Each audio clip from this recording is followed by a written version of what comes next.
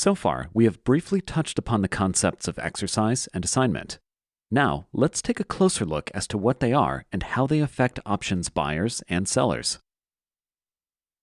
As we have previously discussed, owners of American-style equity calls and puts have the right to exercise their options at any time from the moment of purchase until the options expire.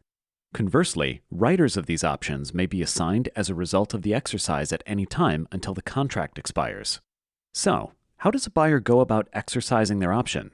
Let's take a look at the mechanics involved and the decision-making process. Option holders can only exercise their contracts up to the point at which they expire. Most options typically expire on the third Friday of a given month. It is also on this third Friday that expiring equity options last trade. In addition, this same Friday is the last day on which you may instruct your brokerage firm to exercise an expiring equity option contract. This day is commonly referred to as Expiration Friday. If the third Friday of the month is an exchange holiday, the last trading day will be the prior Thursday. It should also be noted that many weekly contracts now expire on a Monday or Wednesday, as well as any Friday other than the third Friday of the month. As such, it is imperative that the investor be familiar with the exact expiration date of their specific contracts. OCC and individual brokerage firms have cutoff times by which any notices to exercise contracts must be received. It is therefore incumbent upon each investor to familiarize themselves with the exercise policies and procedures of the particular firm where their account is held. One important note is the risk to option sellers. As the option holder has the right to deliver an exercise notice up to their firm's cutoff time, this presents a special risk. If the cutoff time is after the close of trading in the underlying stock, the holder has the ability to use after-hours information, such as earnings reports or other news, when deciding whether to exercise. Some of this information may lead a holder to exercise an out-of-the-money contract or not exercise an in-the-money contract, either of which would be an unexpected outcome for the option seller. It is worth noting that an equity option that expires unexercised becomes worthless. That is, the option buyer no longer has any rights to buy or sell stock as conveyed by that option, and the option writer no longer has any obligations. As a result, the option no longer has any value. For this reason, a brokerage firm's cutoff time for accepting exercise instructions becomes critical on the last trading day before an option expires. Some brokerage firms will remind those customers with expiring option contracts, long and/or short, that it is the last week before the option's expiration day. However, it is your responsibility to know what day your options expire. Your broker can confirm this for you. Now that you have a clearer understanding of what it means to exercise or be assigned, let's take a closer look at the process. Let's say that you have a call option and want to exercise because you've decided that you want to actually own shares of the underlying stock. You notify your brokerage firm today that you wish to exercise the call, or, based on your broker's policies, they automatically exercise the contract for you. Again, the timing and method of this notification must comply with your brokerage firm's established procedures. That evening, your broker notifies OCC of your intent to exercise.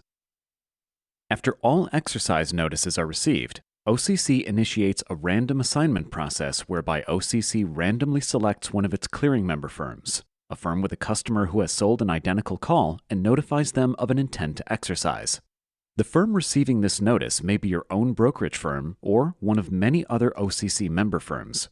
Once this firm receives the assignment, it then assigns this notice to one of its customers who has written a call contract similar to yours. This particular call writer is selected from a pool of such customers, either at random or by some other procedure specific to the brokerage firm, and will be notified of the assignment later that evening or the next business day. And that's how the exercise and assignment process works. When a call writer receives an assignment, the writer must fulfill his or her obligations upon receipt of the notice. In your case, this option writer must sell you shares of the call's underlying stock at the prescribed exercise price per share. These shares will be physically transferred into your brokerage account by your trading firm. If you had instead exercised a put option, the notification process would have worked the same way. However, since the put option gives you the right to sell shares of the underlying stock, the put writer assigned the exercise notice would be obligated to purchase those shares from you at the prescribed exercise price per share. Click on the video below to learn more.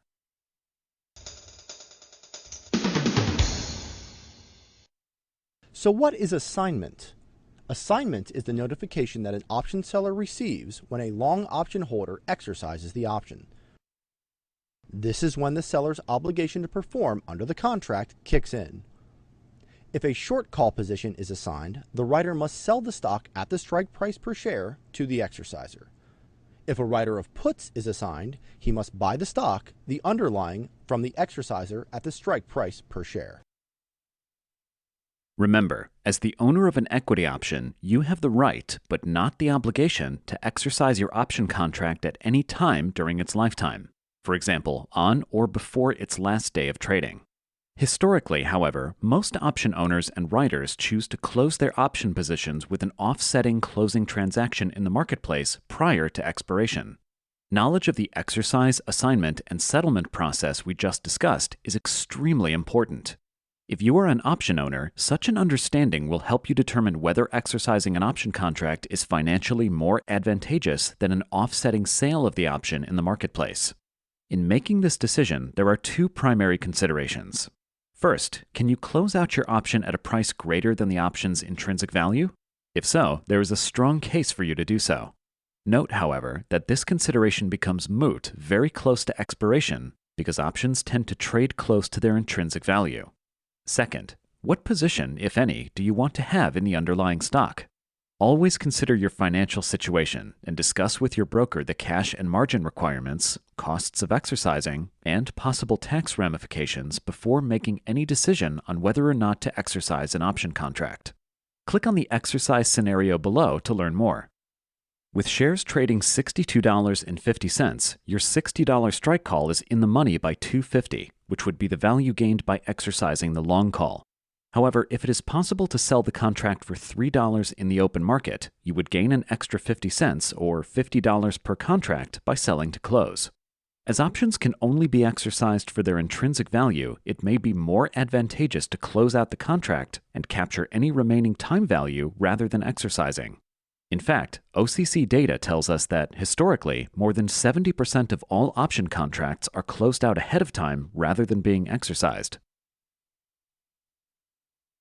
Now that we have covered the process of exercise and assignment, let's look at the mechanics and end result of the actions. Click on each table to learn more. When exercising a call, the contract holder will typically pay their strike price times $100, or a total of $6,000 in our example. This amount will be debited from their account, and in return, they will receive 100 shares of stock. The assignee, on the other hand, will see a credit of $6,000 to their trading account and 100 shares of stock debited. If the call writer already has the shares on hand, the transfer will be complete, and the obligation to the holder will end. If the writer does not already own the shares, they must borrow them from their broker and will then find themselves in a short stock position, along with all the inherent risks and obligations such a position presents. Investors exercising a long $60 strike put will typically collect their strike price times $100, or a total of $6,000 in our example, and find the cash credited to their account and the 100 shares debited. If the put holder does not already own these 100 shares, they may have a short stock position and assume the risk inherent with short stock. In addition, some trading firms may prevent put holders from exercising the contract without already owning shares. As such, it is incumbent upon the investor to be familiar with their trading firm's policy in regard to exercising long puts. For the assignee, the process results in $6,000 being debited from their account and the writer credited with 100 shares of the underlying. The most important aspect of the settlement process is that it is irrevocable. Once an option holder has exercised their contract, or once a writer has been assigned, the transaction is then complete and cannot be reversed. The resulting position from exercise or assignment may be a long or short stock position and all the benefits and risks that go along with it. As such, it is of utmost importance that the investor be completely familiar with not only the process of exercise and assignment, but the potential outcomes that may result. If you have any questions as to what these outcomes might be, please consult your broker or contact us at OCC.